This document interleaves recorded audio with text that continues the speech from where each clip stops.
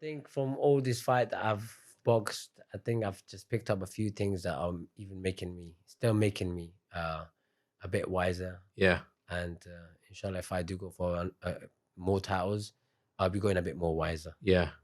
knowing exactly what I was missing out. It's a learning game, It's a isn't it? learning You're always process, and learning. Yeah.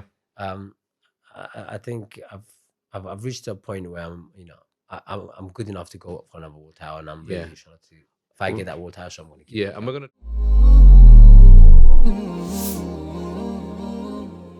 Assalamu alaikum, everybody. Welcome to another episode of the LB podcast. I've got a really special guest today, someone who I'm really fond of. It's an honor that he's a part of the LB family. He's a pride of Afghanistan. Delighted to welcome Kaisy Khademi. Assalamu alaikum, Kaisy. Assalamu alaikum, my dear, and I'm glad to be here. With LB.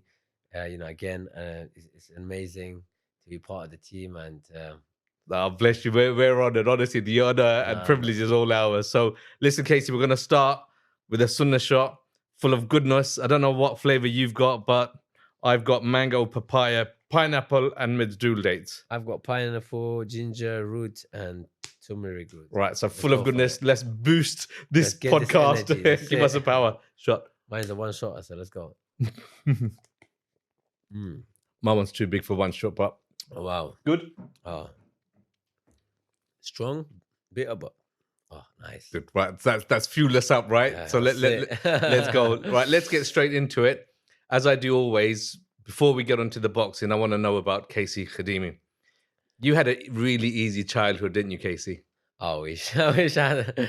I mean, tell us how it all began. My child, I was born in Afghanistan, Kabul, and during the war, I was born 1994 when Taliban took over. I think at that time, the war was going on between Taliban and the government. This was what, mid 90s, wasn't it? I was born 1994, but during that time, I think Taliban took over a few cities. By 98, Taliban was in and all city, over, Kabul, and they were just and we was we was a bit more targeted because I've been Hazara as well. Yeah. My dad had a lot of enemies at that time. So did my brothers, and one of my older brother got shot up. And but yeah, it sounds like a crazy time. Yeah. And a lot of boxers say to me, "Oh, we've always had it hard." And then when I've met you now, I know you well now, and I've heard some of this, and I say to them, "You haven't had it hard at all." Speak to Kaisy. You've had it hard. But tell me, before we get into the life in Afghanistan and how you came over to the UK, tell me a bit about the family, siblings, parents. What's how many brothers? And my dad was doing very well in Afghanistan. I've had 9 brothers and sisters. Mashallah, so yeah, I had 4 sisters and 5 brothers, and mom, dad.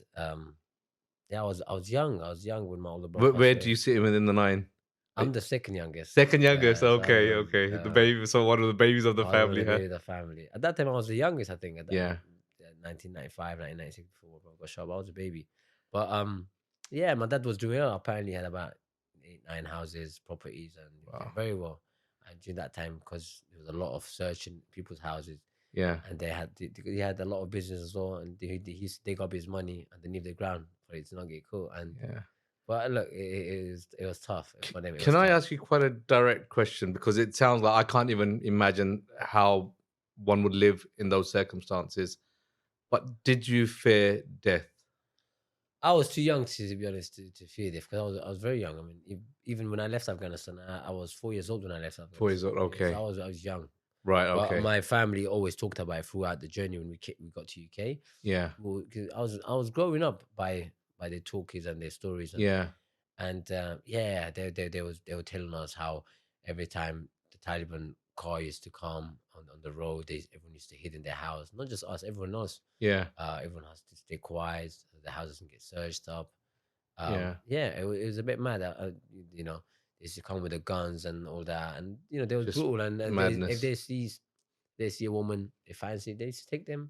If they wanted to kill someone, they could kill. Yeah. Everything was under their hand, and so they were. Yeah, and my family feared death. So that's why they left. They had to. So did you all come over as a 4? Did you come over as a 4-year-old and make your way to the So as a UK. 4 years old, we had one of our neighbor. One of our neighbor had they used to have they used to the bus business, the coach business where they used to take from. So we talked to them, and in the middle of the night they put us in the coach, all our Right. family, brother, sister, mother, uncles, all of us jumped in and drove us straight to Pakistan.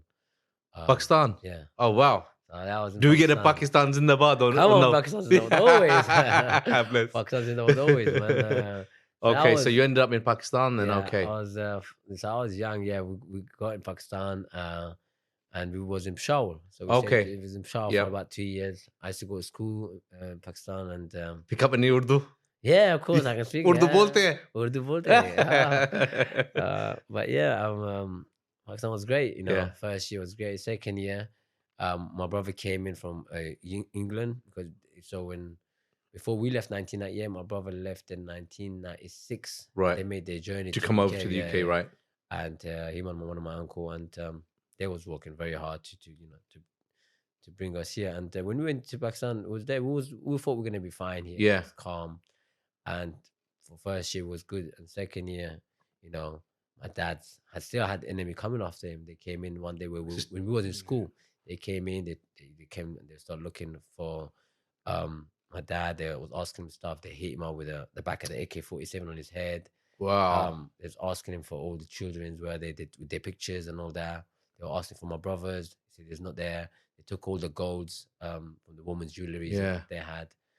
We had a lot of women. I mean, I had my brother's wife. Yeah. Well, they took all their jewelries and that, and they said they're coming back. Can't even hearing that. It just makes you can't even imagine it. Yeah, you can't imagine. I wasn't there. Like So that. when I came from school, and I think I was about 6.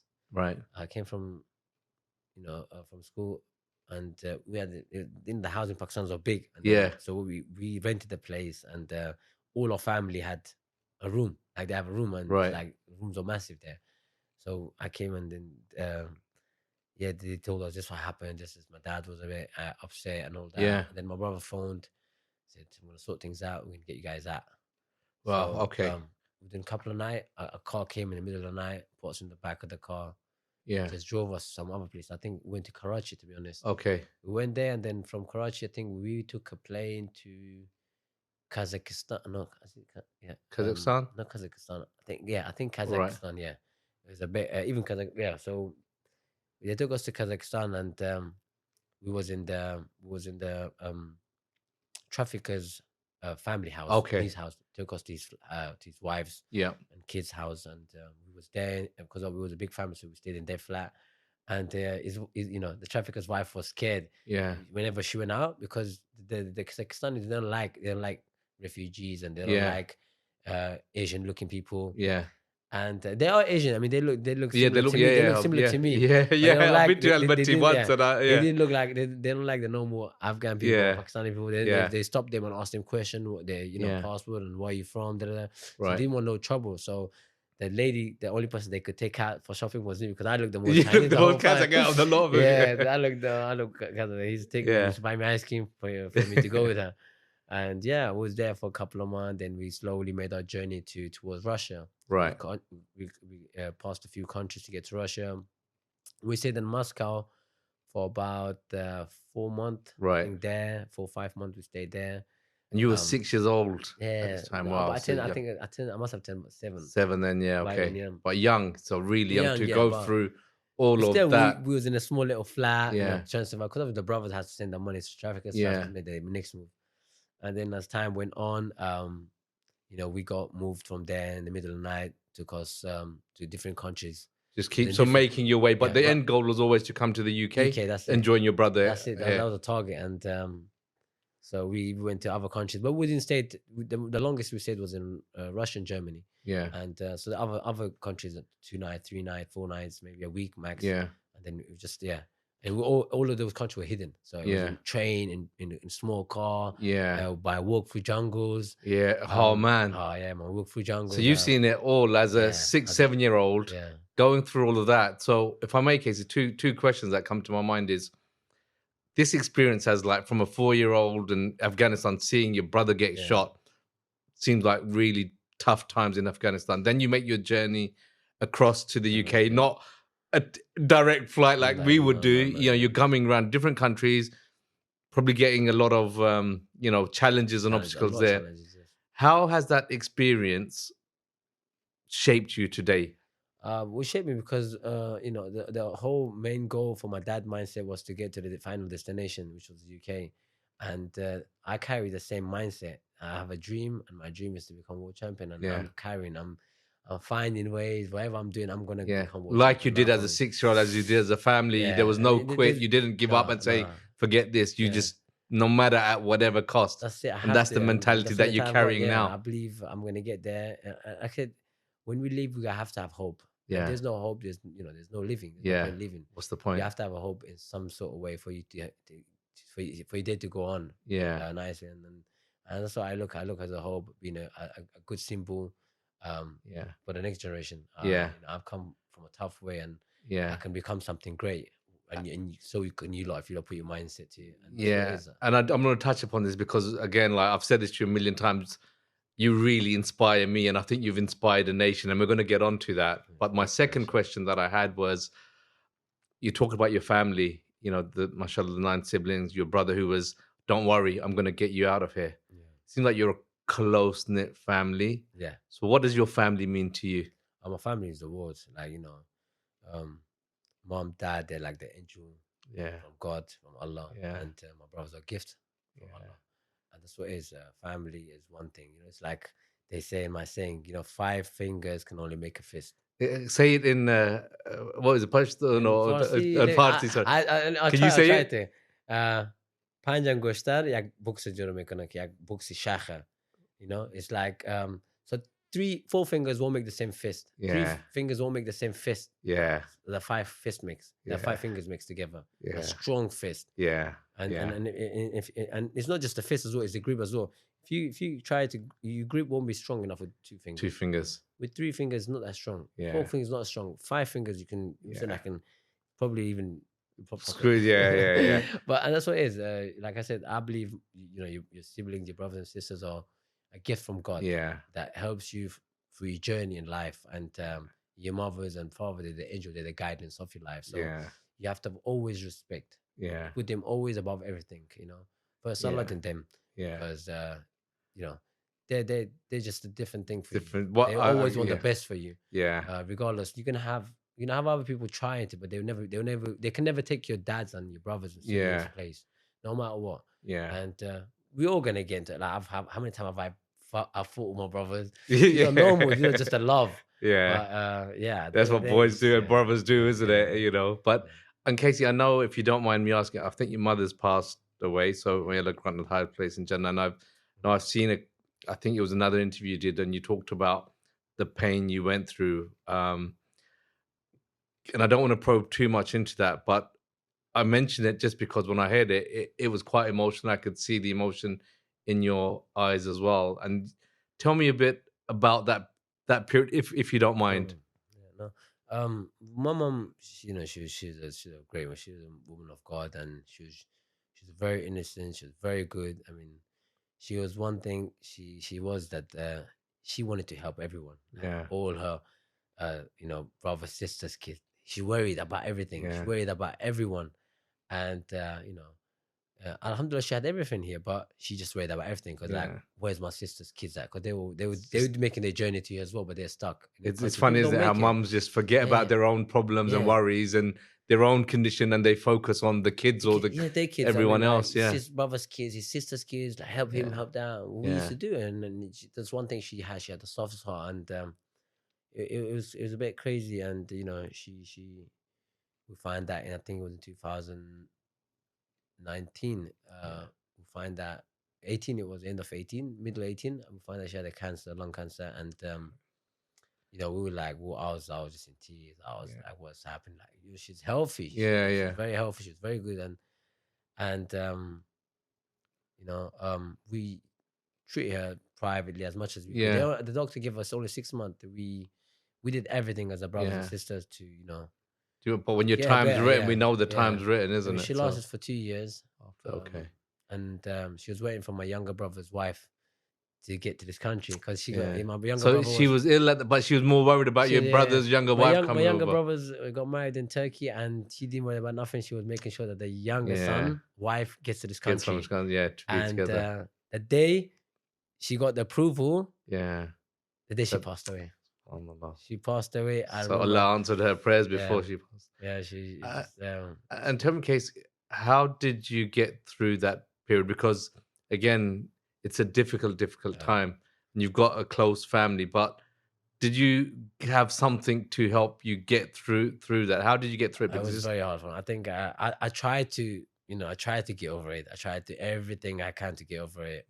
I was broken, and I'm not finding a way to get over it, trying to get a fight, and it was during lockdown. It was so hard, and then when a fight did approach itself, I just accepted it without thinking twice.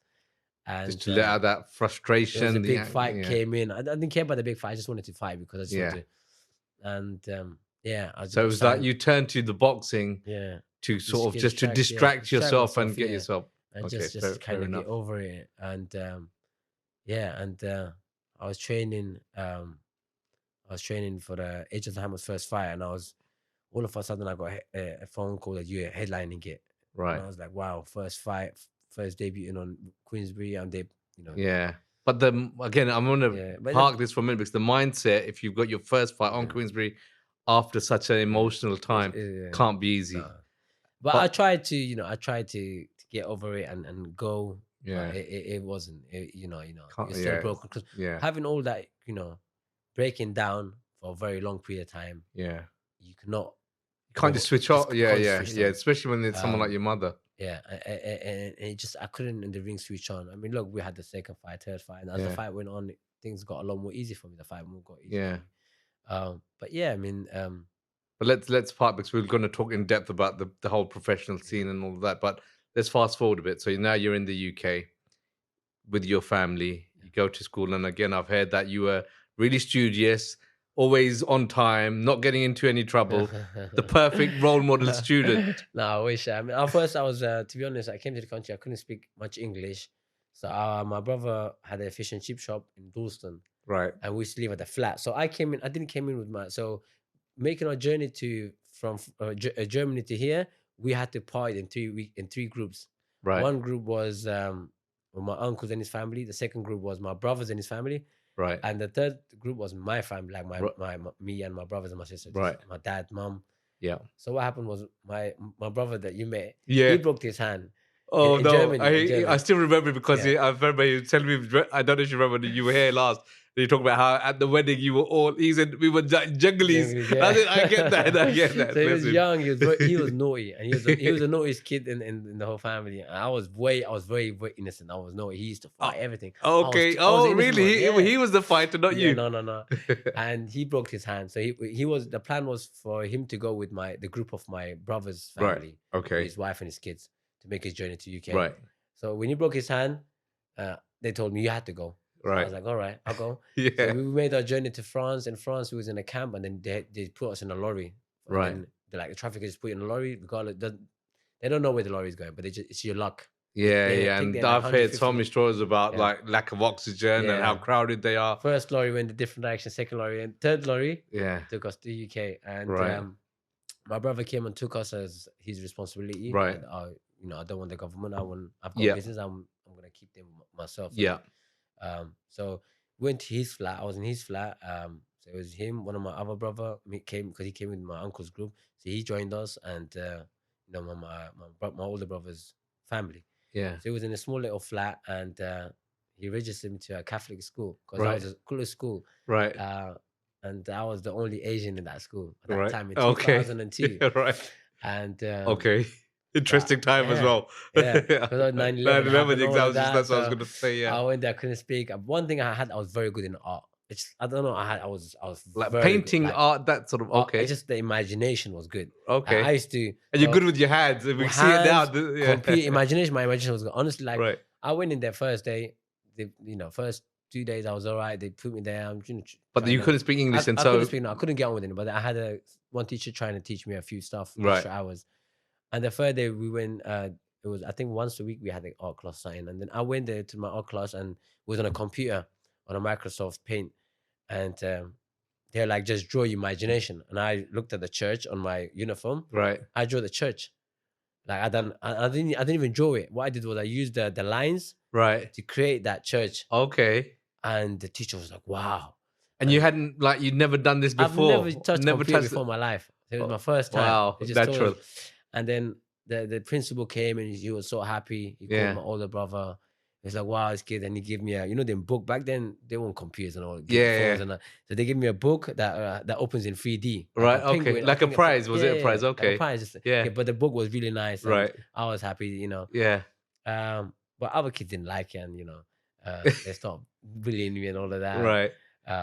Because me being the only Muslim kid, because we had to go every time that we used to go to school. First thing they used to do us take us to church. They used to have their prayer, and I used to sit at the back. Yeah. At the back, just watch them, and then we finished. Took us back to the classes. Yeah. And they just didn't like, what I'm saying. So I'm gonna just ask it straight. Did you get into a lot of fights at school? No, not in primary school. I got bullied. I was getting called names. I was getting a lot of stuff. And when you say bullied, was it physical abuse as well as verbal? Yeah, physical. I was getting slapped on my head a few times. I was young, and you know what I'm saying. As years went on, I didn't see my mom and dad because they were in Sheffield. So they came to London about a year after, about 6 months after. But when the government took him, they placed him in Sheffield. Okay, so that's tough as well. New country, your parents aren't living with you. They stayed there, we stayed here for from year 3 to year 6 for 3 years. I didn't see them. Oh wow, see that's tough. So year 6, just before I was starting year 7, right? So I was got bullied for 3 years. Right, okay. Starting year 7, we got to go back to those primary schools to find out where these people are. I did. So, because I was in St. Jude and St. Paul's, and then when my school changed, secondary school, I applied for Islington Green. I got approved, but during the summer holidays, I went to see my mom and dad. It's the first time I'm going to Sheffield. Right. And then I'm going to see my brother that fights a lot. Sheffield, lovely, he was a naughty kid there. So he used to be always in trouble because he used to fight. Right. So I see him year 6, and he starts telling me to fight. Look, he goes, he beats up a few people in the street. Look, because he's a big lad. He's bigger than you, right? He's 2 years older than me, but he was taller than me. He was very tall compared to me at that time. Right. Now we're same size. We're same height, but that time he was taller, and he was fine. And I was like, whoa. He's like, yeah, just fine. And I started getting, he got me to get involved in a couple of fights there. I was there for about 4 or 5 weeks. So you went to Sheffield to see your mum and dad, and you ended up learning to fight with your brother. With my brother. He teaches you how to fight. When I went year 7, I went to year 7 very late. So the whole school started. Right. I was, instead of being 4 or 5 weeks in Sheffield, I stayed up 2.5 months. Right. So I came like a month late to secondary school. So the new kid on the block, literally. New kid, and the school letters have come to my older brother. There's where's Case, So I was like, my brother's like, you're gonna go to school. And he doesn't know about the secondary school. So he goes, I was like, what do I wear? He goes, you have to wear a black suit. So he gave me a black suit, a black blazer, I've got a school uniform, but with a black blazer. Yeah. I go to the school, and everyone's looking at me like, the school blazer is purple, and I'm just wearing a normal black one. So I'm going there, and I go to meet my tuition class, and I meet everyone. And they're like, yo, what's your name? I'm like, Kaisy. Like, how come you come now? I was late, and how come you got black blazer? Like, I don't know. And then I was a bit funny, and I was very gymnastic. Right. So I got to one of the boys. I was like, can you do a split? I did a split. I don't know where. Like, were you trying to impress them? Yeah. I done a split. I was like, look.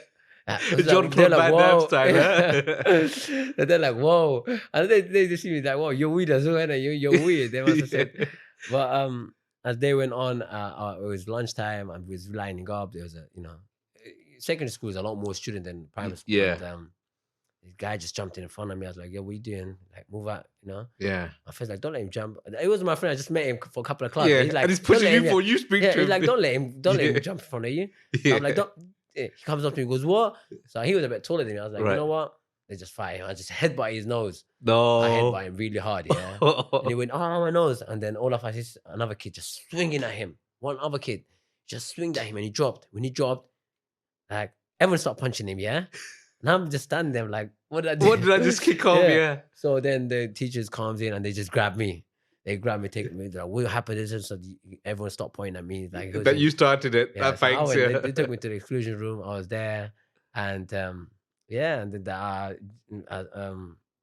the next day I went back to my class. I started becoming friends with everyone. And then Yeah. the guy that hit him. But I think once you've done something like that, it's almost as if you've set out your stall. Don't mess with me. That's it. Yeah, and I had one kid there in my class that could really fight. His name was Julian, and you earned the respect as well. Yeah, we became friends, and it was good. There was good. Time went on, and there was people that went to my primary school. I stopped bullying them for a bit. But time went on, and then my family weren't happy by the way I was carrying myself after school. As time went on, they didn't like it. So they're like, "Listen, you're not even good. You're not even doing well in football. Go do something. Go do something that calms you down a bit." So is that where the boxing journey began? So you've gone to Sheffield. Your brother's taught you a few moves and how to beat up people. That's it. You've gone to secondary, headbutted someone, kicked off there. And then fight just carried on after. And every holiday I was going to my brothers and we just fighting there. Just fight kids there. Because Sheffield used to be, we were like my family. So in Sheffield, not Sheffield, Doncaster. Right. And there was a little small village called Mixborough. Right. And my family in that village, in that area, my family was the only Asian family. Right. So you got to learn to, you got to protect yourself. So and when I used to go there, me and my brother just punch people up left, right, center. And we just got into more fighting. And as time went on in school, I was getting more trouble. So then my brother would go find something to just, calm me down. So, okay. So your brother, it was your brother who was... my older brother. Your older brother. Not the one who was getting into... No, the one that was keep getting called in school. Like, yo, come take him. Take him, He's probably fed up of having to do that. So he pushed you... And is that when he sort of said, do boxing? Or did you... No, he goes, go find something, do some karate or taekwondo. Right. No one knew about boxing. I didn't even know what boxing was. Okay. So I started looking on they used to have, the local newspaper. They used to have at the back. They used to have the clubs and all their numbers and address. It needs to be phone back then. So I looked at it and then he said, Walter, so they had a picture of it. So I walked in that alleyway and I see it. I was 15 years old and...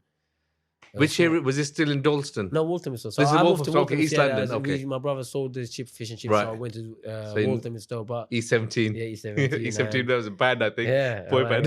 So, back then, now obviously it's built up. You got the whole... Nando's and all that. Back then it used to be flat, and there was just a past that Victoria pub. There was a little alleyway. Right, the alleyway there was a KO boxing gym, Eastern KO boxing gym, and I went there. And even there, the first day I went to, I came in to learn, but I went with a couple of friends, and there's a kid next to me. They're like, he's been here for a while, and he's like, we had to watch the amateur spar, and I see them, and then they're like, do you want to spar? I said, yeah. I didn't know what sport was. So he asked the coach, and the coach like, okay, put your head guard on. I didn't have the gum shield. Right. He put our gloves, and as soon as he ring the bell, I just closed my eyes, run at him. So it started swinging. Swinging, and then did you land? I must have landed all of it. The next second I looked and opened my eyes, the guy's on the floor. No. So and this is a guy who's been coming to the gym regularly.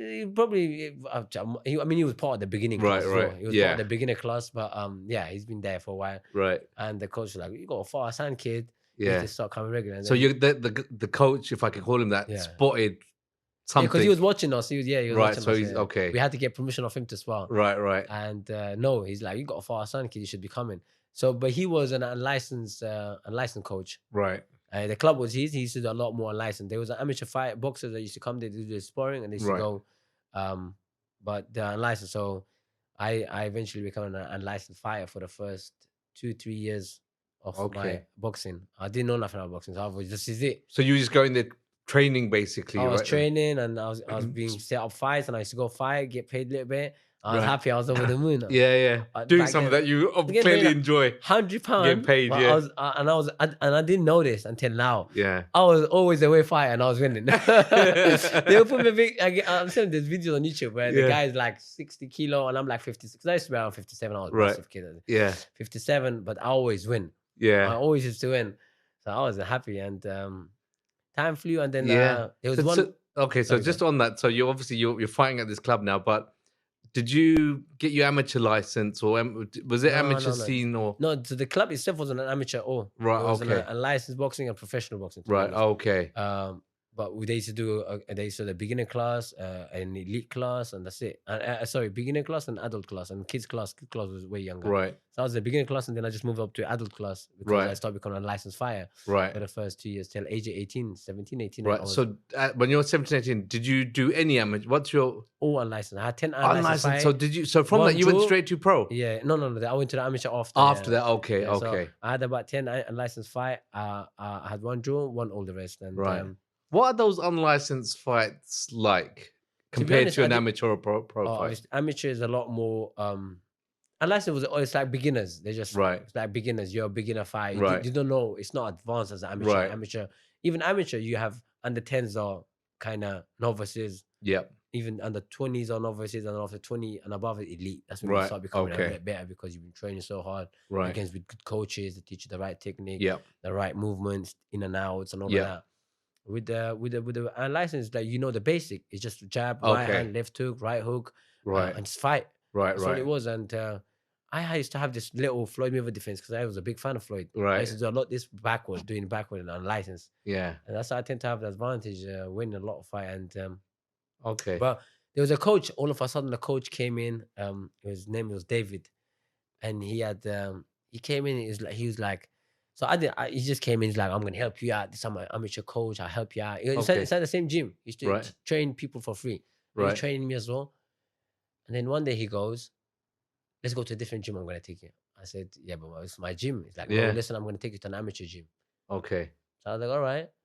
He just took me, and I went with him. I went to RJ boxing gym. Back then, there used to be in I think Enfield. Okay. Edmonton. Okay, between Tottenham and thing. Yeah. And they were massive gyms, a pro and amateur. They didn't have an amateur license, but this coach got them an amateur license just for me to train there. Yeah. So I was like, okay, he got him an amateur license under it, and I was the only amateur fighter for it at that very moment. Yeah. I started boxing under RJ, and yeah, I was doing very well. I boxed up, I think, about 13, 14 fights there. Okay, these were 13 amateur fights, right? Yeah, about 2-3 losses at that thing. I had 3 losses, I think, and then from 14, and then I went to the Peacock. Okay, Peacock. I had an argument with him, and then I left him. I went to the Peacock boxing gym and carried on the rest of my career there. And millions around the globe face unimaginable crisis. Emaan Relief is working tirelessly in 24 countries to alleviate poverty through relief, education, and empowerment. We have provided global humanitarian aid, including water projects, emergency relief, housing for flood victims, and medical initiatives. Donate now at emanrelief.org and be sure that 100% of your donations will reach those who need it the most. How many amateur fights did you have in total? 28 amateur fights. 28 amateur fights, okay. 22 out of it, lost 6. Okay, that's but 6 was very close. I lost against good kids, good amateur kids. I mean, I wasn't high paid to be fighter. Right. I was training 2 to 3 times a week. Yeah. I one dedicated. I was very enjoying life. And you can't play, like, it's an old cliche, but they say you can't play boxing, you've got to do it. I do it. I didn't. I was, when I was doing amateur throughout, I used to do it because I love fighting. Yeah. I used to watch Floyd and Pacquiao. I was like, wow. I used to dream that I want to be like them. Yeah. I just dream like, I wish I was one of them. Yeah. Become professional, become world champion. Yeah. I never ever imagined myself becoming a professional fighter. Really? I dreamed.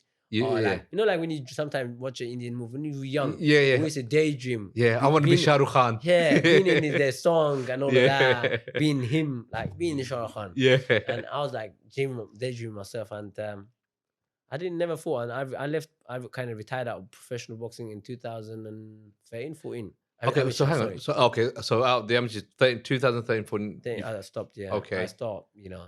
Getting back. I was working, but I got back into a wrong group. Right. Of friends that were doing wrong things, and I got into a big trouble in 2016. And my family was very disappointed of me. Are you able to say what you did? If you don't want to, okay, no problem. It's nothing. It's not majorly bad. I was just wrong crowd. Bad crowd. Yeah. And I just got arrested and all that a lot. Okay. It just wasn't good for me, and family. I lost a lot of respect, and they weren't happy. Yeah. And I could only tell that I lost the value of this when we would gather, because our family is big. So when we gathered to each other's house, we all respect everyone, especially someone's got higher respect than another. People can tell. And I don't get no attention. I don't get no respect. Seen in the corner. And I was thinking, like, this is not me. You've almost been isolated for I'm but like, but isn't that such a beautiful thing? yeah. You've got a close-knit family, and if they're treating you like this, No, my family wasn't treating me like that, but the wider the family or wider the family, community. the But don't family. they So do it's it? like, They do it to let you know that this isn't right. yeah. Switch up Yeah. or I sort mean, it. of course, my brother them as well. They were a bit upset with me. Yeah. But But I they know want what's best for I you, know right? with them, Yeah. I could take their heart because they're my brother. Yeah. A week, 2 weeks later, they'd be all right. Yeah. But it was the way, just the respect. Yeah. You know? Like, you could tell when someone respects you, salam alaikum, hand. Yeah, you know? yeah. And it was just salam. But the again, I don't want to dwell on it. I think what we should focus on is the fact that you got mixed up in the wrong crowd. Yeah. But you realized. Yeah. And you thought, okay, and you realized that you maybe let your family, the wider community down. Yeah. They're treating you different. Yeah. And now I've got to stop this. Step you up. I said, so now I joined Willie Dali.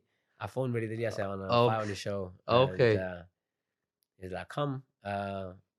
So I had a chat with him. Yeah. I wanted to say that before I want to turn professional and learn the business side of it. Yeah. And he helped me. And that's why I love a lot of respect for Willie Dali, because he taught me the ticket selling and how to build a crowd, and he helped me with that. Because again, I'm going to touch upon this, but your following is, and I've never seen your called bounce the way it bounces when you're fighting there. And I've been there a number of times. Thank but you, I appreciate it. you know, that's amazing. I mean, the titles, like, me and and license titles are meaning nothing. Yeah. But the people don't know. And he told me this, and I went, you're right. People don't know what titles are. Yeah. Because I see a few Afghan people back then having that same lifestyle, and they will go in Afghanistan, being on national television, saying, I'm a world champion. I'm like, you're not world champion. Like, you're saying you bought a taxi driver on this. It's a license, Yeah. And then I said, you know what? First, I'm going to prove these guys wrong. I'm going to go there, win the belts first. Yeah. I'll win the belts. And they were like, oh, everyone's like, oh, go put, look, you won the same belt. So the crowd's getting hyped up. People are getting hyped up. Like, oh, you won the same belt that guy went to the news. Yeah. I went, nah, it's not it. I'm not going to go. They're like, why didn't you go to Afghan embassy, get this, get that? Yeah. Like, nah. Because no, I don't believe we should be lying to our community, to our people. Yeah. I don't want to be that person. Yeah. Let me turn professional. After about 6-7 fight, I think, with what I did, I decided I met Johnny Ims. Right. No, sorry, I didn't meet Johnny Ims. Who did I meet? I forgot his name. Who's that small horse short? Steve Goodwin. Steve Goodwin, okay, yeah. I met him, me and my brother-in-law and one of my good friend of mine. Yeah. We went to meet Steve Goodwin. I only met him recently, yeah. Okay. So we went to his office, and this is very interesting. I went to his office. I said, listen, I'm a good ticket seller. You're right. So you know even how to approach these managers and all of these guys, right? Because they're really interested in how many people you can get. Yeah, it's all about how many tickets you can sell. Yeah, so I was like, I can sell this much. Yeah. And I've sold it on license, I can prove it. Yeah. Good deal. We shake the hand. Perfect. He goes, have you got a trainer? I said, I don't have a trainer. I'm going to look for a trainer. Right. He goes, we can recommend some for you. I said, great. So I left his office. Office was far. I think it was around somewhere here. It's in Kent. Right. So I went and I was looking for a coach. I was thinking, who should I? So I met Johnny Ims, and it was in Barking. It was a gym, and a church. It was a church, but inside the church, it was a food bank and also a gym. Yeah. A big gym, two boxing ring. And I went there. I said, I went with a couple of my friends because I always hang out with friends. Yeah. And because I used to box, I made them box as well. I used to make them train. And we're like, let's go there. We paid the fees. We went in there. And all my friends are big, like the boys hang around. They're like as big as him. Maybe Shout out to Abubakar. So I went all to the ring and start sparring, and I'm smashing him. Then Johnny just comes and watches me. Yeah. So I haven't approached him as a coach, but he just watches me. And then he just watches the whole sparring. Then I finish. He goes back, sits down. I finish, change job. Me and the boys start talking.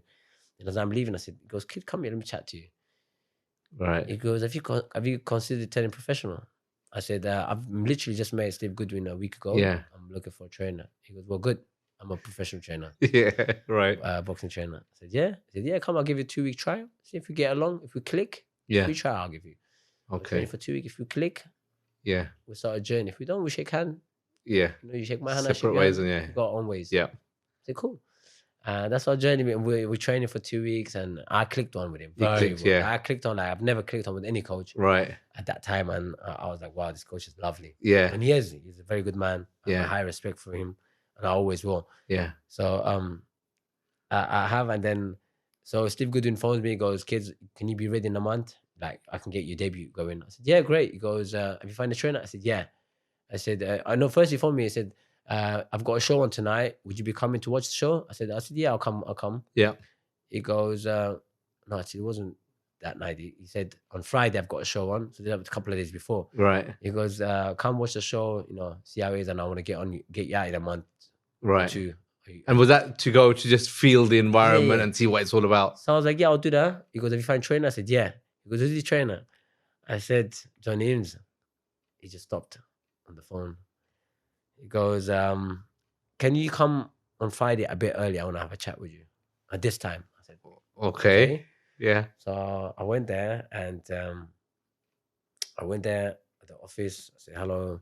So he closes the door and that, ticket office. Yeah. Ticket. They close the door. He goes to me, Kaisy, I really like you. I think we can both work together and we can go very far. But I cannot let you train with John Eames. I said, why is that? He goes, because we got a bad history. And I said, okay.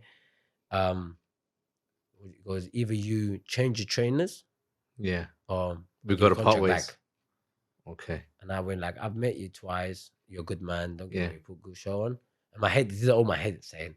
So I'm thinking like, you're a good man. I've met you twice. Yeah.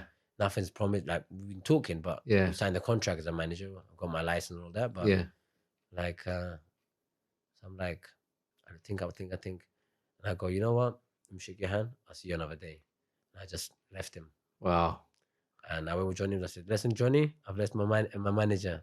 He goes, good. I'm signing you as my boxer. I said, great. On that case, so that's really interesting. I think you went with gut. Was it your gut feel? No, or? I think it was just the relationship me that and Johnny was built. It wasn't. It was already built. It wasn't 2 weeks. It was a bit more than 2 weeks. About 3 to 4 weeks we trained because Steve Goodwin informed me like, have you been training for a fight? Right. Time? So like we would train. We would train every day. We were fit to go. Right. And as soon as me and him ended it, John Eames got me a fight with 2 weeks after. Right. Because I guess it's just interesting because you've got a closer relationship with Johnny by the looks, but then he was very. I mean, he was like a father figure. I've had so many trainers, in license, and I'm in contact with all of them. Yeah. Because I just once I build a relationship, I tend to honor, have my respect. And I'm not. But I just thought Johnny was like a man, like a proper man, and which is rare because, I mean, the question for you, you've been through it all now, right? Yeah. Do you think there's loyalty in boxing, in the sport of boxing? It's very hard to say loyalty, because there's going to be a point where you're going to be pressed. Got to make decisions and look after yourself and move on. And I think that's what it was. I think sometimes you're gonna have to.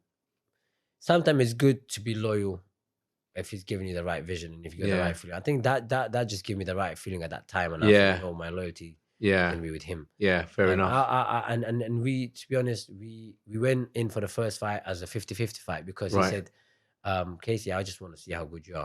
I know you're good. Who was the opponent, Kaisy? Can you remember? Riz Taylor. Okay. He was the smallest boxer in professional boxing history in British world of boxing. Okay. He's the smallest.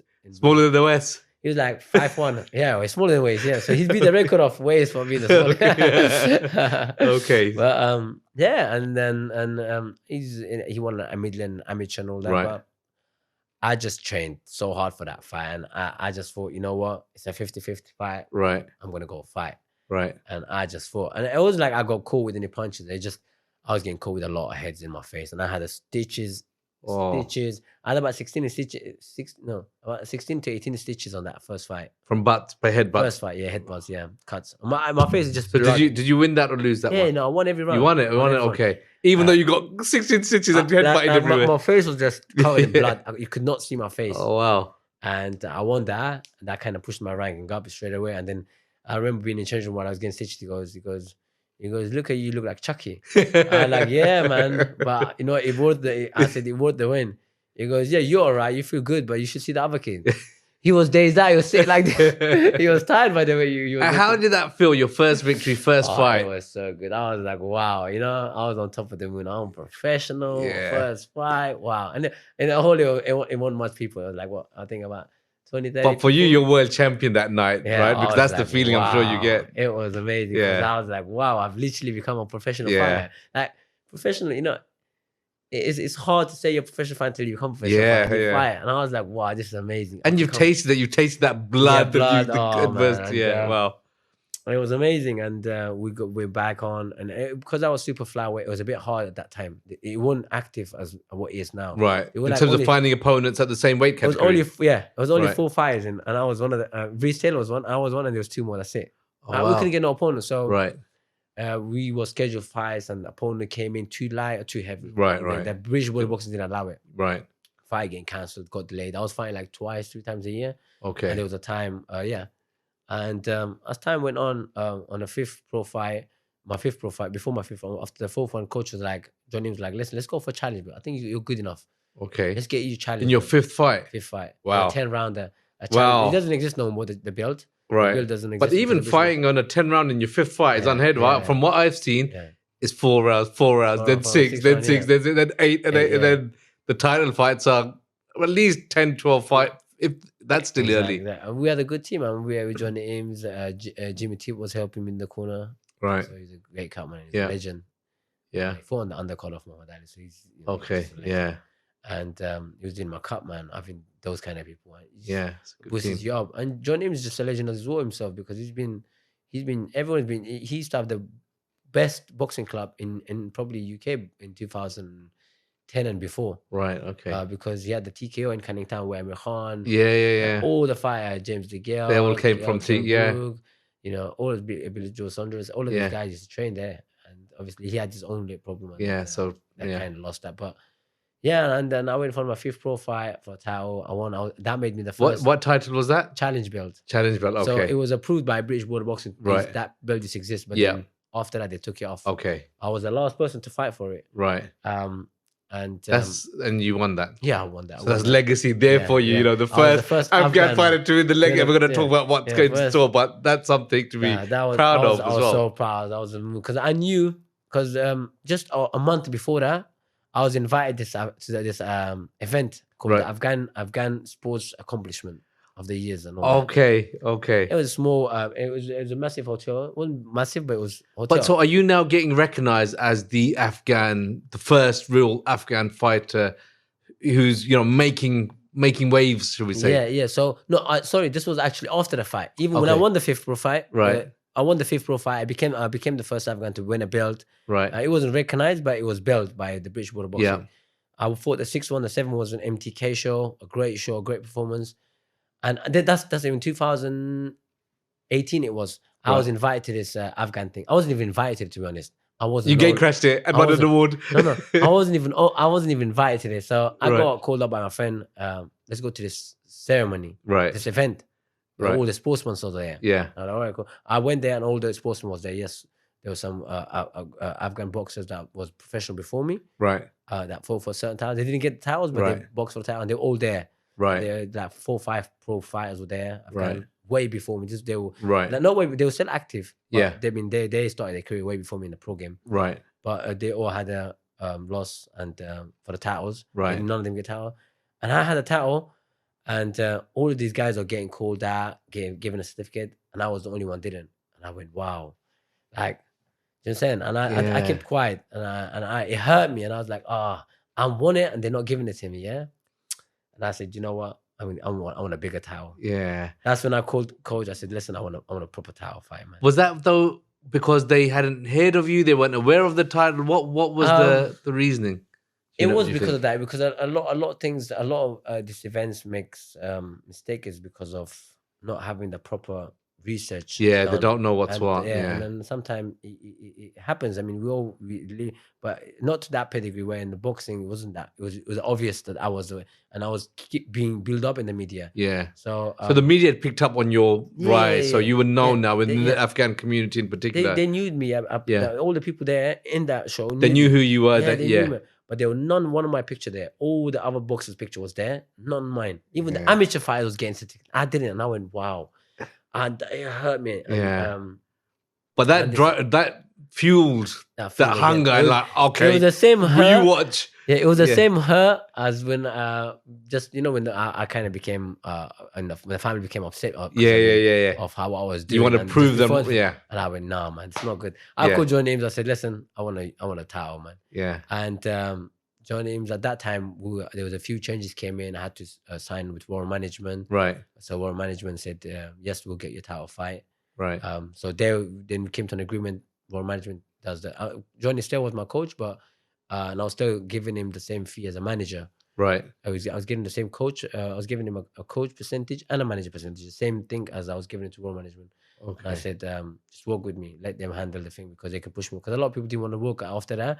For me to go up to get title fight or become in a big platform, a lot of people didn't want to work with John Eames. Okay, so just on that, it's interesting, isn't it? Because you're paying your coach stroke manager. He's a coach, but you're giving him a manager's fee for that. Manager fee. And you've signed with Warren Management. You're giving them their fee as well. Yeah.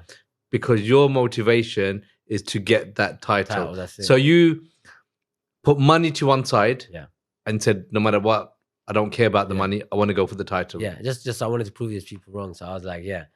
And, I made the thing work out between War Management and John Eames. And we went and we created history. We became the first ever Afghan to officially win because that wasn't a recognized WBO European. And that was the first ever Afghan to have that kind of belt on the 10th fight, on the 8th fight. A lot of people have go for those belt 10, 11, 12. I went straight. I said, put me in. I'm not high paid to be amateur fighter, but put me in. So that must have been again another amazing experience, right? Of course, it was because on that camp, Masood Abdullah, we signed Masood Warren Management. We signed Masood Abdullah, so he was helping me in the sparring. Dennis McCann was helping me in that sparring, preparing me. And Lucian Reed, who I lost in the amateur for the ABA. Right, so he came in and helped me. So they were helping me, and and I. But that feeling of being a champion, and like when I introduced you as the pride of Afghanistan, right? And like, I'm assuming your stock just rises. So you did this. Forget the ceremony. You didn't even, but now you're a legit champion. So when I went did your stock rise? Not only in the boxing fraternity, but in Afghanistan. Yeah, everything. I mean, as soon as I got the WBO European, Afghanistan started announcing it. First, British European champion. This. It was all over the news. At that time, Afghanistan was in peace. 2018. I was just popping badly. And I was like, wow. And I was getting cold. And so I fought in December. It was in December. I fought December 2018. I fought for the WBO European. Right. It was entering 2019 now. Right. And and I was getting called left, right, center to events in London. Right. It was an event, a celebrities event, but I was there. Yeah. They was bringing me on the stage. Congratulations. Yeah. Me and my friends, 3 tables as a guest, and everything was good. And Afghanistan was just popping. I was getting calls. Yeah. Left and right to interview them. This episode of the Legal Blows podcast is powered by Sunashot. Check out Sunashot for the amazing healthy shots and smoothies expertly crafted with a blend of ashwagandha, shilajit, black seed, and halal bovine collagen. This unique combination is designed to strengthen your immune system, fight inflammation, and enhance your overall well-being. Start your journey to better health today. Take a shot and feel the difference. I want to ask 2 questions over Kaisy, right? One is, I want to draw a parallel. Yeah. And everybody knows I love Amir Khan. Yeah. But when Amir won the Olympic at 17, then he went on to win the world title. I think he's paved the way for the British Pakistani community. So my first question is, what do you think of Amir Khan? I'm a big fan of Amir Khan. I love him, to be honest. And he didn't just open the door for the Pakistani, British Pakistani fighters or Pakistani nationalities, but he opened the door for the whole British Asian community as well. Because people don't understand how much racism used to be in amateur, and way more compared to what it was to what it is now. It still exists a little bit, but a lot more there. There's been fights I won clearly, and I got against good kid that had better record than me, but they've given it away because they know him more and they know the club more. And when Amir Khan did that, he just created path, and everyone's a group of Asians followed that. And you're right, it's much wider than Pakistanis. It's the Asian community as a whole, I guess. But the reason I want to draw that comparison is because when I look at Kaisy Khademi, I see Kaisy Khademi inspiring a next generation of Afghanistani boxers. We've got one of them here, sitting here. You can't see him on screen, but Abu Bakr's here. There's Saifullah. There's countless. On our LB page, we've followed by all of them because they see us with you. I'll be honest, it's not because of anything we've done. So, do you see yourself paving the way for the Afghani community and I believe fighters? in Britain, yes, I have paved the way. It's bringing a lot more interest to Afghan fighters. Before me, there was a lot of Afghan fighters, but they were always small show. Yeah. They weren't getting, I came into the British when I came in when they winning the WBO European. I started telling world management stop pushing it, start getting like a fight now. They got Masood Abdullah. Yeah. They got the other brother just recently won as well. I don't want to say his name wrong. No, and there's so much. There's so many that I even now so many more has come Yeah. on the scene, and they're doing great Yeah. because they believe that they've Kaisy done it with them, and now they've got it. So after me, I got 2 titles. When I got my second titles, when I won my second and third titles, my IBO Intercontinental. Shabir won his IBO Continental, Masood won his Commonwealth, because it gives him that push, gives him that drive. If one of us can do it, we can all do it. We can push as well. And I want them to even do more than me. I don't want them to stop. Yeah. I want them, if I could go get to a world title, I want them to win the world title. Yeah, but and this is it. So again, my other question was going to be, and I've now thought of a third one. We talked about Emaan paving the way, and I think, as you said, no one can deny what you've done for the Afghani boxing community. Everyone who I've spoken to, come across, I'm a big fan of yours, but they all are. So I think you take a lot of credit for that. Thank you. Does that put added responsibility on you now? Because it seems like you're carrying almost the weight of the whole nation behind you. And inshallah, I know we're looking at the first ever Afghanistani-born world champion, inshallah. Inshallah. But there's a lot of responsibility. Does that give you added pressure? No, it doesn't. I mean, yeah, it is in a way, because when I fought for the world title, man, there's a lot of pressure, man. Yeah, we're gonna, and then we've got to deep dive into that fight in particular, because we were there for that one as well. So I think from all this fight that I've boxed, I think I've just picked up a few things that are still making me a bit wiser. Yeah, and inshallah, if I do go for more titles, I'll be going a bit more wiser. Yeah, knowing exactly what I was missing out. It's a learning game, isn't it? You're always learning. Yeah. I think I've reached a point where I'm good enough to go for another world title, and I'm really sure to. If I get that world title, I'm going to keep it. And we're going to talk about that game. The fight, which named it. I forget the name of your opponent. Jackson Choke. That sounds like choking about. We're going to talk about it in a bit more detail. I do want to touch upon this because you mentioned how you want to see the generation, the current and the ones to come, succeed.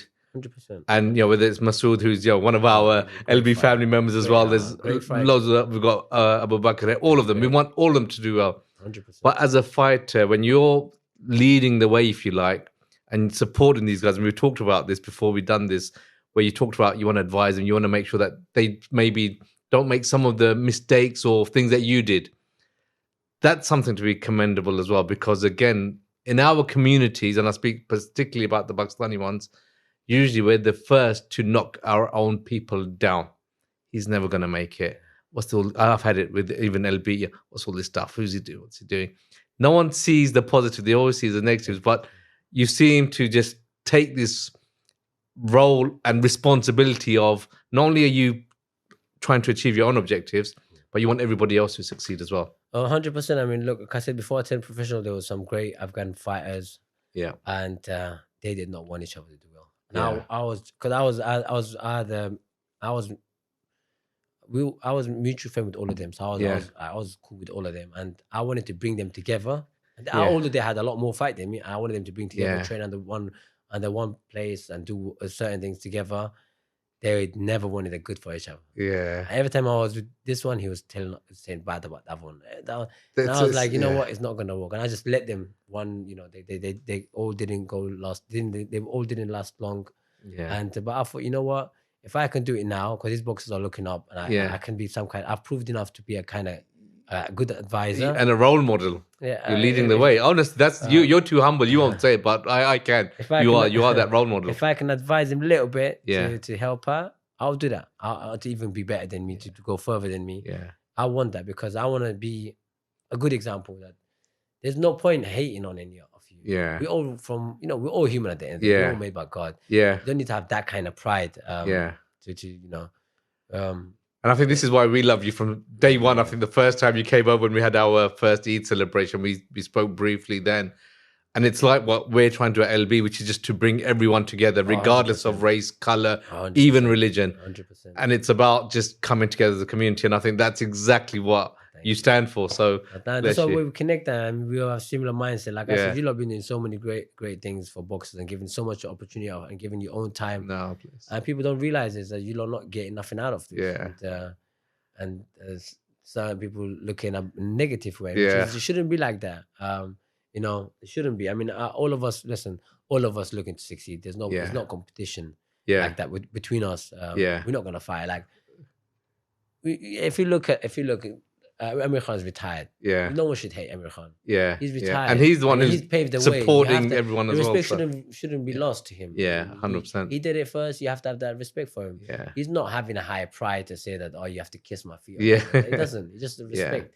Absolutely. Giving to someone that deserves It's earned respect, respect, isn't it? Yeah. It's earned. So he's not choking you to give me respect. He's Yeah. not asking. Just give the man respect. And I think everyone can get along. yeah, 100%, 100%. That's what it's about, isn't it? So now I want to touch on this, because you're a world title contender, and this fight that you had where we were there again, like the crowd was mad. Yeah. You know, it was just absolutely nuts. And I always even when I think the first time I saw you fight, we lost it. I think my voice was really just got it. It was got again here.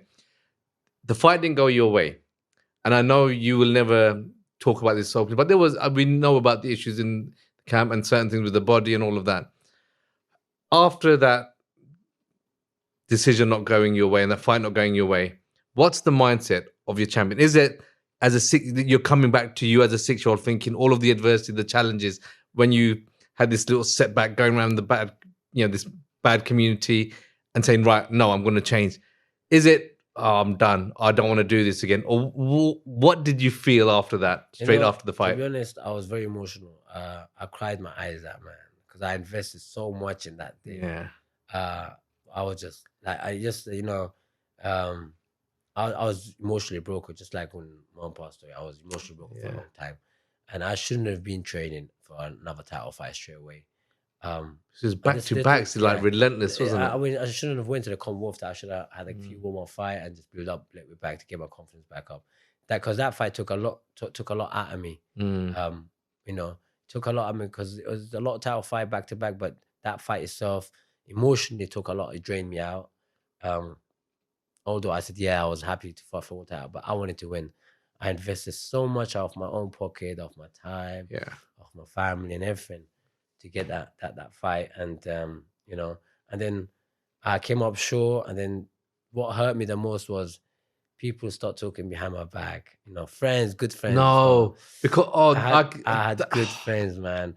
I mean, friends that they ain't done nothing for me. I could ask you, do this for me, but I just kept him as a friend around me, and because of you being my friend. And they go talk behind my back. You know, he's too old. He's finished. He's done. That's, you know, that's so bad. He's not gonna be the next champion. This guy is. And you don't look at him, the next guy. And hearing this all hurt me even more. And especially someone like yourself. And I say that because I remember reaching out, messaging you, saying, "Chin up, champ. We go again." All of this, and you said, or your response was, "Sorry to have let you down." So you apologized, and I thought, no, you did us proud. You make us proud each and every day. And in that fight, you did us proud. So when I hear so-called friends doing this, it makes my blood boil. No, you know, I know them for years, 10 years, 8 years, and they go and say this stuff, and they go spread rumors around saying, "Nah, he's too old, he's finished," and the same to my other friends, which is gonna bring back and tell me about. It hurt me, and that's why I took the Commonwealth title. Although I was emotional damage, I was like, "Oh, let me just take it." And like I had nothing left in me to train, you know. But it happened, and I think I just kind of pushed myself to the next fight, and I took another L. But one thing with me is I don't lose hope. I was gonna say there's no quit on Kaisy Khademi. No. So I had two good fight. Much heavyweight that I've ever boxed in. Won it comfortably. Shows where I'm at. You know, what kind of skill I've got, and still capable of getting. Still got a chance to. I'm not too old to not get the old out. You're a spring chicken, So I'm not that old. You know, if I can drop a few people out and still give good entertainment, I'm not that old. I can stay move. In my last fight, I did a few little movements. I thought, you know, I still got it. Well, you know, I did see the last fights, but even in that world title fight, even the Commonwealth, we were there for that one as well. Your movement was slick. Thanks. It was slick. So it's there, And inshallah, the first Afghan world champion, inshallah. That's you got the, I think, the prayers and du'as and best wishes of not only all of the Afghanistani community in the UK, the whole nation, Afghanistan itself, but your Muslim brothers across. So we making du'as and prayers, and we know you're going to do it, you know. What I just want to say is this to people that are watching it. Listen, before you worry about someone else's life, worry about your own life. Make sure your life is good. Make sure you're perfect. Make sure you're good. Then worry about people's life. I don't think you should worry about people's life. You know, that don't help you. That only drags you down as well, you know. And being your friend, it's gonna destroy a boundary. Like, I ain't done no harm to no one. I was gonna say, my friends. Does that mean, have you revisited your friend circle? I've just you know what? I was gonna go really hard on them, and you know what? I haven't told them till now. Wow! But they know who they are. They know who they are. But I still talk to them. They phone me. I still say my salam. I say this because I'm deep down kind. That's the type of person you are. Being, I don't want nothing bad for them, to be honest. I just don't want them to worry, you know, about my career. You know. Yeah. If you're a fan, come watch. If you're not, don't say nothing, please. Yeah. I haven't said nothing bad about you. You got family, you got kids, you know. We all believe in karma. I don't wish nobody bad. I wish everyone good. Yeah, but you're a positive guy. You can see it. You're just a positive guy, it right? hurts me, you know. I'm very what's it called, man? Like emotional? No. Human? I'm soft. You know? Soft heart. My emotions are soft. Like it does hurt me coming from a close of someone that you love, and they say this kind of stuff. I get emotionally easily very. You know what? We're similar in that respect because I wear my heart on my sleeve, and I think someone like yourself, when you don't think bad of anyone, you want the best for everyone. You expect that. I certainly do. And when people are close to you, do you dirty? It hurts. It hurts, doesn't it? Really because we are human. We're not thick-skinned. You know. I ain't done nothing. Yeah. You know. But look, inshallah, they let the haters hate, and you know, you got more people who love you than hate you. So you know that's gonna. No, when other people hating me, I know there's a lot of people gonna hate me, but coming from your close friend, it's different level. But Kaisy, on something slightly different and related, I guess. I don't know if it was a Commonwealth title fight or the world title fight that you did, but you committed to give your purse towards Palestine. Yeah. And I just want to touch upon that because that was a big step. We've seen, I think this is when just after the whole event, you know, started a couple of years ago now, October the 7th, whenever it was now, and we've seen the brutality. But for you to come out and say, you know what, you've already paid for everyone else's cost, but now any little that you're going to make what's left, you're saying, I'm giving it to Palestine. There's about 2,200 something that I didn't make from my purse. I didn't have no purse. Yeah, okay. But I had, you know, people that helped me out for a sponsor, and I just gathered that. Yeah. And I just put that towards this brother that has his own private company that helping out Palestine. He's actually traveling there. And I gave it to him and said, you know, do what you got to do. Yeah. And I just left it to him, and he said he's done it. He sent me a few pictures as well there. And that's what it is. You know, look, we have, as long as you got clothes, a roof on top of you, and I got 3 times a meal, you're richer. Yeah, richer than anyone. And I'll say alhamdulillah for everything, you know, whatever I've got. And I'm never upset through nothing, you know. I say thank God for everything. Yeah, alhamdulillah for everything. I'm good always, whether it's I have a bad day or a good day, I still say, I do get upset. Yeah. But at the end, after a few, you know, it all comes from God. It's all a test. Yeah. But this, when I saw that, and I thought, we love you anyway, even if you didn't do that. But when you do a gesture like that, it just shows the caliber of the man that you are. So may Allah accept it from you, and Allah give you 100 million times more than that. And we know that any sadaqah you give, it multiplies, right? So you get even more. But honestly, that was really hard, especially when we were seeing all the atrocities going on. I still, even now, I mean, my heart goes down to Palestine. Yeah. You know, we always have to stand up for people that are oppressed, for whoever they may be. Exactly. And we're human. They're human. God's created all of us. Yeah, 100%. We just want peace, harmony, and tranquility in the world. That's it, And on that, we hopefully will be doing an event with you. I just want to touch upon that because, as you know, with Legal Blows, we're about community and using this platform now to do wider good. So we can't wait for this. It's going to be brilliant. I'm not going to give too much away now, but inshallah, we will do an event with you sort of headlining our show. It'd be great. Like Where I said, you guys have done so much. No, you're two models. It's honestly, we're blessed. But this event, Kaisy, is going to be where the audience gets to know you much better. We're going to go really deep dive into the boxing side of things in particular. Have a great evening where there'll be entertainment, there'll be food, and most importantly, we're going to do some fundraising for Afghanistan. 100%. And I just want, if you can, look, you were in many respects fortunate to get out when you did, and it was tough then, 100%. but it's tough now as well. We've seen the stats and we read about the poverty line in Afghanistan. They're going through the worst winter. Yeah, they are. Children, women, families just not getting enough. So how important is it for us as a community, all of us, regardless of whether Pakistani, Afghanis, Indian, British, whatever, to support people in Afghanistan now? It's part of our sunnah, to help. You know what I'm saying? We have to help. If we can help, why not? We should help. And they're a human being, and no one will be in that position. And if they're in that position, they're helpless. Yeah. And you get so much back rewarded to you.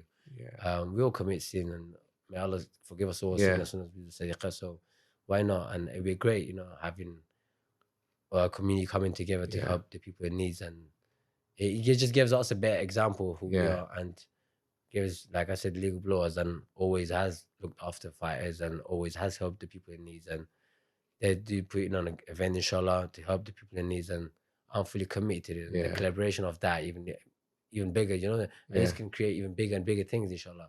For more countries that are needing help. In Pakistan, you got poverty. In Palestine, people are still needing help. Yemen and all this stuff. As long as you can gather anything that can, keep them going for another day. Yeah, and we're one body, right? As you gave the example of the brothers and one fist, and I think if you apply that same analogy to us as an ummah, a nation, one nation, then we are a lot stronger, and we've all got to come together. So look, we again appreciate your support on that. I'm always in with you guys. It's you guys. I want to thank you guys, because you guys are putting everything together and coming with this idea. So may Allah give you more. And thank you. Forgive all the sins and I mean to all your du'as. So all the success to you guys, because you guys are you. putting the work in, and you guys are thinking of doing something great for the people that are in need. Yeah, no, bless you. As I said, I think it's going to be a fantastic event. So I'm really looking forward to it. Inshallah. Just moving on now we've talked about the title challenges now, the Commonwealth and the world title. And I think, again, you should be very, very proud. You did us proud that on both nights, but I know the future's bright. So do you want to just talk about what you're planning next? How's this sort of, you've talked about the two fights that you're having. Yeah. And now where do you see yourself going? I've had 2 warm-up fight, and I believe the 2 warm-up fight shows itself that, I'm not at that level that we're fighting. I can still, I'm still elite. I've still got everything that I need to, just about going in with the right mindset and time, sort of timing of it. So inshallah, we're going to be going for a title, and then 2025, I will inshallah lift up the world title. And I believe this because I visualize it, and I've been visualizing this, manifesting this. I'm coming to that world title, inshallah. As long as I've got everyone's prayer with me, I'm gonna work so hard. Yeah. And even like I said, even if I don't get paid, don't get a penny, my aim is to become world champion. I'm gonna get to that journey, and that is the aim. Yeah, and inshallah, look, we've got no doubt that you will. I think we'll wrap up on this note, I think, which is, inshallah, you will be the first Afghan world champion. But already, you are our champion. Oh, you are not only Afghanistan, but you're our champion. So we're really proud of you. We're blessed to have known you, and knowing you even more. So we only wish you all the best. Kaisy's been so good having you on our podcast. Thank you so much for coming. A big shout out to Legal Blow, and a big shout out to Sunnah Shots. Get your grind. That's it. Can't come in your way, Kaisy. I'm going to speak to the brother, get that sorted. But look, thank you again. No problem. And inshallah, we will see you soon. So thank you so much for all of you for watching this episode. What a fantastic, inspiring episode. Our brother Kaisy, doing wonders for not only Afghanistan, but the whole Muslim boxing world. And we're all rooting for him, praying for him. Make sure you remember him in your du'as. Inshallah, the new first world champion from Afghanistan. So inshallah, see you on the next episode. Thank you.